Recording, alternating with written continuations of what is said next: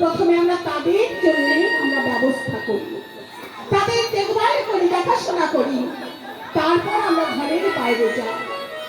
সেই রকম আমাদের কলিযুগের ভগবান গৌর হরি কিছু নাম গুণগানের মাধ্যমে আমি গৌর চন্দ্রিকাটা এখানে পরিবেশন করব।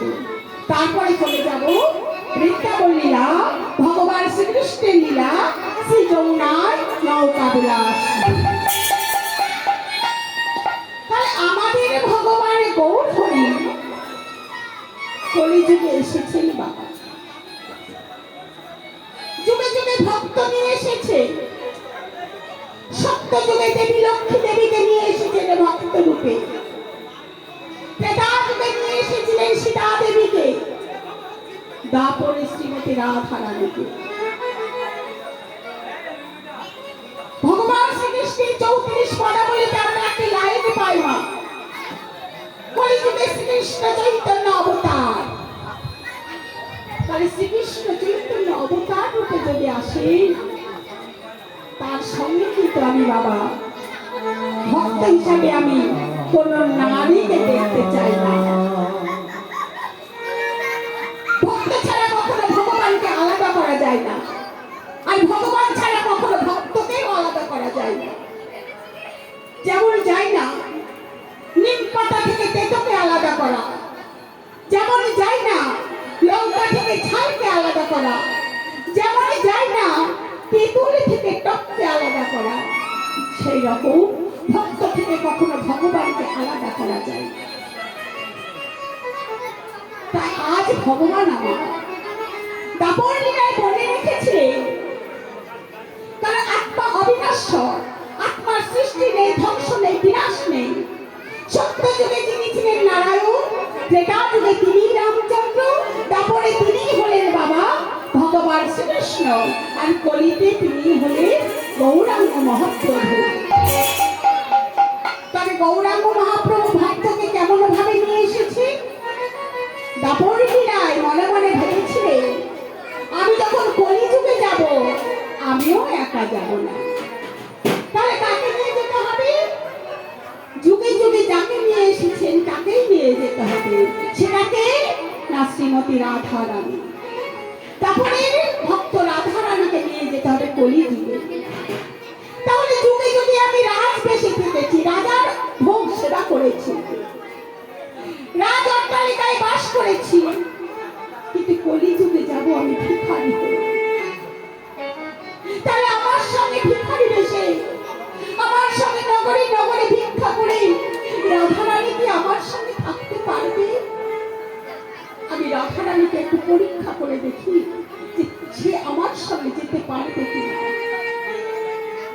দাপর লীলায় একদিকে ভগবান শ্রীকৃষ্ণ আমার রাসলীলা করে শ্রীমতী রাধা রানীকে নিয়ে বসে বসে বাক্য আলাপন করছি। শ্রীমতী রাধা রানী আমার ভগবানের কোলে মাথা দিয়ে ঘুমিয়ে পড়েছি।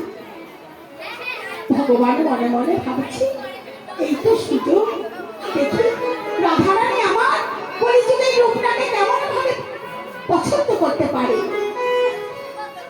হঠাৎ শ্রীমতী রাধা রানী আমার চমকে উঠে বললেন, প্রভু গো বলো বলো আমার কি হলো। প্রভু এটি বধূ, আমি তোমার কোলে ঘুমিয়ে ঘুমিয়ে আমি কোন স্বপ্ন দেখলাম? এক অপরূপ রূপের মূর্তি, তাকে দেখা মাত্রই আমার দেহ মন প্রাণ সব তার চরণে সঁপে দিয়েছি। বলো বলো আমার এতটা হলো কেন? আমি যে যবে থেকে তোমায় দেখেছি তবে থেকে তোমার চরণে আমার মন প্রাণ দেহ যৌবন সবকিছু সঁপে দিয়েছি, কিন্তু আজ আজ কেন আমার এমন হলো? আমার দেহ মন প্রাণ সবকিছু যে তার চরণে সঁপে দিয়েছি। আমি এই দেহ আর রাখবো না। আমি ওই সোনাধনীর গঙ্গা জলে দিয়ে আত্মবিসর্জন দেব। ভগবান বলছি, রাধি তুমি কাকে দেখেছ? তুমি যাকে দেখেছ সে কি আমার চেয়ে সুন্দর? না না বধূ, না, সে তোমার থেকে সুন্দর নয়। কিন্তু জানো বধূ, সেই তোমার মতো নয়, সেই তোমার মতো চাওয়া, সেই তোমার মতো বলে। কিন্তু জানো বধূ, তোমার মস্তকে চাকর চিকুর কেশ, তোমার হাতে মোহর মুরলী, তোমার পরনে রাজবেশ, কিন্তু তার মস্তক মুন্ডল, তার হাতে লাঠি মুন্ডল, আর পরনে ভিখারির বেশ। আমি যে স্বপ্নে তাকে দেখি, আমার দেহ মন প্রাণ সবকিছু তার চরণে সঁপে দিয়েছি বধূ। আমি এই দেহ আর রাখবো না। এই বলি যমুনায় আত্মবিসর্জনের জন্য রাধারানী আমার ছুটে চলেছে। ভগবান শ্রীকৃষ্ণ বলছে, রাধে দাঁড়াও, রাধে দাঁড়াও, তুমি তাকে স্বপ্নে দেখেছ, সে আর কেউ নয়, সে যে আমি। কিন্তু রাধে, আমি যখন কলিযুগে যাব, আমার ওই ভিখারির বেশ, নগরে নগরে ভিক্ষা করে আমি অন্ন সেবা করব। তুমি কি পারবে আমার সঙ্গে যেতে? রাধারানী বলছি, তুমি যখন যেভাবে যেমন অবস্থায় থাকবে, আমি সেই অবস্থাতেই আমি তোমার কাছে থাকবো বধূ। রাধে, তবে আমি যখন কলিযুগে যাব, তখন আমার গোবিন্দের গো আর রাধারানীর রা, এই দুটো অক্ষর নিয়ে আমি গোড়ার রূপে রোজায় অবতীর্ণ হব। আর সেদিন হবে আমার চৈতন্য মহাপ্রভুর সেই গৌরাঙ্গ শ্রীকৃষ্ণ চৈতন্য মহাপ্রভু আমার এই কলিযুগের দ্বারে দ্বারে হয়ে এসেছেন। গোড়া কেমন ভাবি আমাদের গৌরের রে কোথায় এই সোনার নদিয়া, তাই হরির ধ্বনি শঙ্খ ধ্বনি শব্দ শোনা যায় আমাদের গৌরে।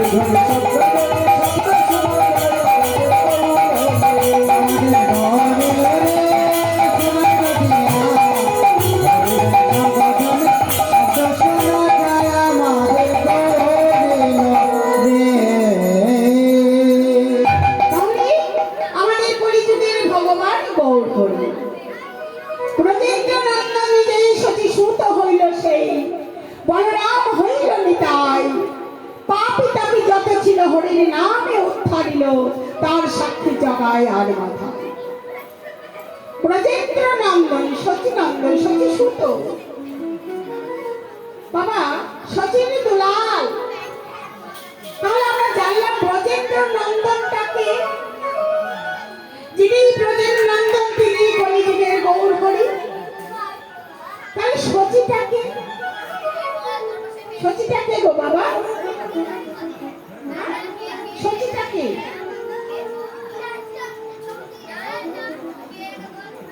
সবাই জানে কিন্তু বলছে না, ভয় করছে বলতে। না না বাবারা ভয় করছে না, দেখছি যে দেখি কি বলে মেয়ে কেমন ভাবে বলছে দেখি। সচিটা হলো মহাপ্রভু মা। তাহলে দেখুন বাবা এই প্রাকৃতিক জগতে যখন তাহলে সচিটা হলো মহাপ্রভুর মা, আর মহাপ্রভুর বাবার নাম কি? জগন্নাথ মিশ্র। আর এই প্রাকৃতিক জগতে যদি কেউ কারো পরিচয় আমরা দিতে চাই, আমরা কি বলি? কার নামের সঙ্গে আমাদের পরিচয় দিই? এই আমার যদি এখন এসে বলে মা তুমি সাগরপাড়ার কার মেয়ে গো, তাহলে আমার ঘরে তো বাবা 4-5টা কাকু বাবা জেঠু আছে, কার নাম করবো আমরা? সবাই তো আমার পিতৃ তুল্য, কার নাম করবো? বাবার নাম। বাবার নামের সঙ্গে আমার নামের পরিচয় হবে। আমার কাকু জেঠু পিসেমশাই ডাক্তার ব্যারিস্টার ইঞ্জিনিয়ার হোক বাবা, আমার বাবা যদি ওই ক্ষেত মজুর হয় বা মুটে বয়, তবু কিন্তু আমি বাবার নামে পরিচিত হব। কিন্তু আমাদের মহাপ্রভু কোন খাতার পৃষ্ঠায় আমরা দেখতে পেয়েছি না জগন্নাথ সুত, জগন্নাথ নন্দন, জগন্নাথ দুলাল? কোথাও দেখেছি? কোথাও দেখি। কি শুনেছি? সচী সুত, সচির নন্দন, সচির দুলাল, ব্রজেন্দ্র নন্দন, এইরকম শুনেছি।